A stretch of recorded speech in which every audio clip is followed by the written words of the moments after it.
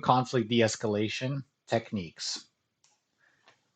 Here we have two really great resources that this whole presentation is based on. So I'm going to start with a story. Martha and John sit down to discuss the problem that Martha's having. Martha experienced being in a dressing room and not being able to hang clothes while changing their daughter for a performance. So she had an experience where someone else allowed her to use a rack that's kind of similar to the one that is coming out of the bag. So essentially, it's an integrated clothes rack that folds up from the bag, and she really likes the solution. Now, this solution costs $450. So John, trying to be budget savvy, he did a little bit of research and suggested a foldable portable rack that only costs $35.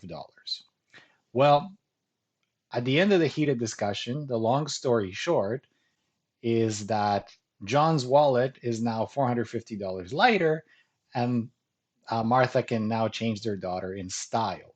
So this disagreement concluded in John not being able to find a creative solution to the problem, and Martha really wanting this bag that sets them back $450. So how do you tackle these types of situations? So what are the goals of the disagreements? So these are some examples here of what the goals will be. But the most important one is to make sure that you come up with a creative solution to a problem and see ways that both of you can find a middle ground. So in this case, instead of paying full price for the specific bag, which costs $450, John suggested that she would use something like pay up or something, another kind of service like this that essentially allows monthly payments that are a little smaller than $450. So here, after some time, they were able to come to some consensus, which maybe not necessarily made John happy, but at least it was a middle ground. What are not the goals of a disagreement? Well, here are some. And whenever you're going down this path, you will find a lot of resistance. And also at the end of the disagreement, you may not feel good walking away from it. So just kind of remind yourself of what what the goals are not. So I'm going to give you a few techniques again based on the resources that I showed at the beginning of the presentation, from Never Split the Difference or the Gaslight Effect. Here is how you can manage a situation where you're disagreeing with someone and it is hard for you to see it their way. Number one, they may never see it your way, so you kind of have to engage in what the communication that they're trying to express to you. It can come in different forms. It can be they can be very passionate about the subject, or it can be subtle communication that is not quite clear. So your job is to be a detective and to kind of uncover some of the hidden needs and wants of your counterpart. So fully engage, listen to understand, not to reply. So don't think what you're going to say to them, just listen. If you're not sure what to say, you can repeat the last three words of what they said, just for them to be able to elaborate further, and ask probing questions to make sure that you can get to the bottom of what exactly is at stake.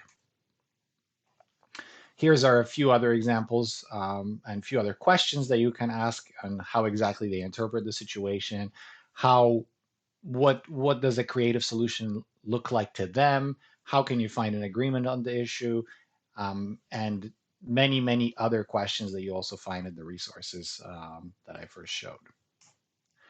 Slow it down.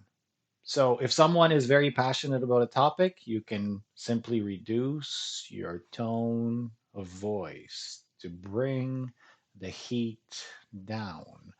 Or you can use an FM DJ voice, a very reassuring, kind voice. I am here for you. You and me will find a solution to this problem. And try to smile as you're doing this. This will help the voice, help it be a little bit more effective. If you're encountering a lot of resistance in your counterpart, you can label the emotion or the, the ex, their experience. So you can say, "It seems that you're really passionate about this. I'm sensing some hesitation here. Why you're not seeing it my way." And again, the goal of this is to make people feel understood. So you kind of have to put yourself in their shoes. And this is very well done in the gaslight effect, but buying yourself some time. So at the end of the day, you might be in this very passionate, heated conversation, and you may feel like your point of view is the most important one to address at the time. So you have to kind of step back and get into a better mindset and kind of understand the information that's presented to you and uncover all the little details, which may not happen in the moment. It may happen a day, a week, a month after. So you kind of have to be prepared for a longer journey negotiation than just trying to solve the problem in the moment. Nothing really has to be solved right there and then. You can buy yourself some time. If you feel like this conversation is spinning and not going anywhere, you can always excuse yourself, and there's a list of ways to kind of detach yourself from the conversation and the gaslight effect. But one of them is, I know you don't mean to put me down, but I feel like I'm being put down. May we find another time to discuss this? I think this is a great practical way to walk away from the conversation and still ensure that the the conversation does not lead um, to in unwanted ways. Thank you. And these are some of the techniques you can use.